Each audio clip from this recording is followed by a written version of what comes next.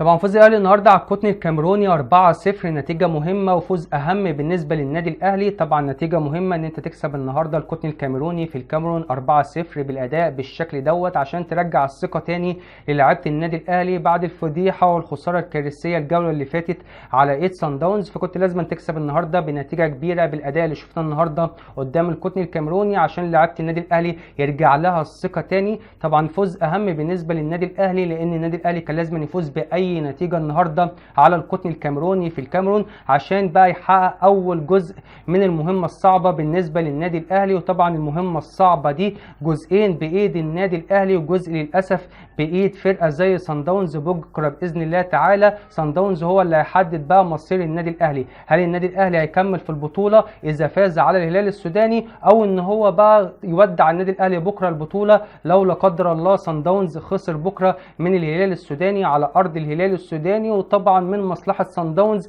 ان هي يخرج فرقه بحجم واسم النادي الاهلي لان النادي الاهلي مش بس افضل فرقه كامكانيات فنيه بعد سان داونز، ده كمان النادي الاهلي ولاعيبه النادي الاهلي افضل فرقه موجوده حاليا في البطوله بالنسبه لخبرات البطوله. وطبعا من مصلحه سان داونز ان هو يخرج فرقه زي النادي الاهلي عشان يسهل عليه المشوار بشكل كبير في البطوله وحصد البطوله الموسم دوت. فطبعا لو سان داونز بكره خسر قدام الهلال السوداني محدش هيقدر يلومه لان طبعا انت بتلعب على ارض الهلال السوداني والهلال السوداني عنده دوافع كبيره جدا ان هو يكسب ويوصل من المجموعه الصعبه جدا ويخرج فرقه بحجم واسم النادي الاهلي ويصعد هو صن داونز من دور المجموعات. فباذن الله تعالى الكلام دوت ما يحصلش وصن داونز بكره باذن الله تعالى يجدد امال النادي الاهلي بقوه باذن الله تعالى ويفوز على الهلال السوداني ويخلي النادي الاهلي بقى مصيره بايده في الجزء الاخير وان هو يفوز على الهلال السوداني هنا بفرق هدفين عشان يصعد بقى ورا صن داونز بالمواجهات المباشره على الهلال السوداني. فان شاء الله صن داونز بكره يفوز على الهلال السوداني ويسهل نسبيا ان شاء الله فوز النادي الاهلي على الهلال السوداني هنا في القاهره ويصعد هو صن داونز باذن الله تعالى والنادي الاهلي يخرج بقى من الازمه الكبيره اللي حط نفسه فيها في المجموعه اللي اتصعبت عليه بشكل كبير جدا.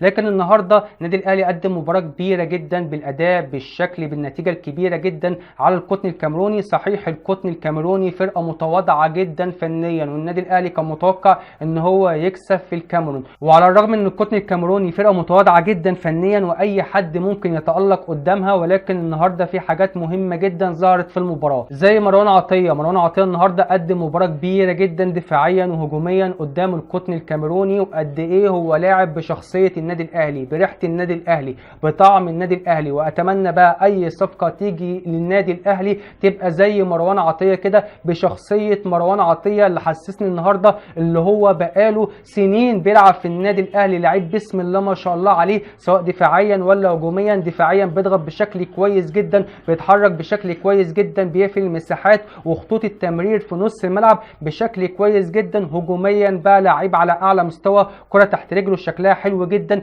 بيقدر يمرر تمريرات سواء قصيره ولا طويله بشكل جيد جدا زي ما شفنا التمريره الحاسمه اللي عملها القفشه النهارده في الهدف الاول بتاع كهربا. فطبعا بسم الله ما شاء الله على مروان عطيه النهارده، واعتقد ان مروان عطيه بقى لازم ياخد فرصه اكبر من كده مع النادي الاهلي ولازم يشارك اساسي على اي حد في المكان دوت لانه لاعب مختلف عن اي حد بيلعب في المكان دوت سواء بقى اليو ديانج ولا حمدي فتحي ولا حتى عمرو السوليه. اثبت النهارده ان هو لعيب على اعلى مستوى يستاهل ان هو يلعب فعلا في فرقه باسم وحجم النادي الاهلي وكمان يلعب اساسي على اي حد في المكان دوت. فطبعا دوت اول حاجه ظهرت في المباراه النهارده. تاني حاجه طبعا تالق كهربا الكبير جدا وان هو يسجل هاتريك النهارده على القطن الكاميروني، وطبعا مش بس بتسجيل الاهداف كمان بتحركات كهربا كويسه جدا كشغل كمحطه ان هو بينزل يستلم وبيشتغل كمحطه ويخلي بقى اللعيبه زي الاطراف زي احمد عبد القادر ولا بيرسي تاو يقطعوا من وراه في ظهره ويخش طبعا في ال 18 بتاعه القطن الكاميروني. كمان تحركاته كويسه جدا في ال 18 شفناها في الهدف الاولاني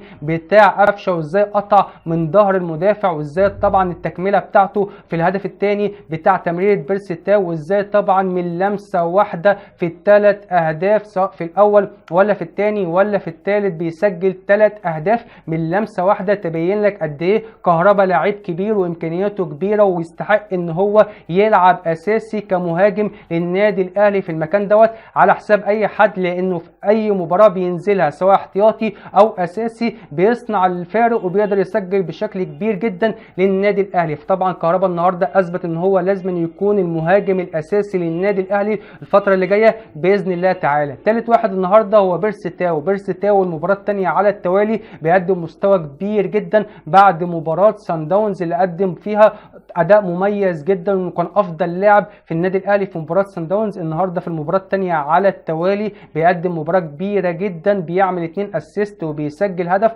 فطبعا بيرسي تاو لعيب كويس جدا، لعيب عنده امكانيات كويسه جدا، لعيب قابل ان هو يتطور بشكل كبير مع النادي الاهلي ويبقى اضافه اقوى من كده باذن الله تعالى مع النادي الاهلي الفتره اللي جايه، سواء بقى ان هو يتعدل له بقى شويه حاجات، سواء بقى تعديل في الشكل البدني لانه لعيب ضعيف جدا بدنيا، فلازم يبقى اقوى من كده بدنيا ويشتغل على الحته دي. لازم الفينش بتاعه يعلى افضل من كده، لازم يكون عنده ثبات مستوى مع النادي الاهلي، ولازم ان شاء الله يكون افضل من كده واضافه افضل من كده مع النادي الاهلي الفتره اللي جايه، لانه لعيب كبير وعنده امكانيات كبيره جدا. ففي حاجات ظهرت النهارده في المباراه تبين لك ان في لعيبه لازم تاخد فرصه اكتر من كده، ولعيبه فعلا تستاهل ان هي تلعب في فرقه بحجم النادي الاهلي. فاتمنى يا رب بكره باذن الله تعالى صن داونز بقى مش يعمل مفاجاه، صن داونز يعمل الطبيعي ويكسب الهلال السوداني ويسهل المجموعه او يرجع الامل تاني للنادي الاهلي باذن الله تعالى ان هو يوصل من المجموعه الصعبه دي بالفوز على الهلال السوداني فرق هدفين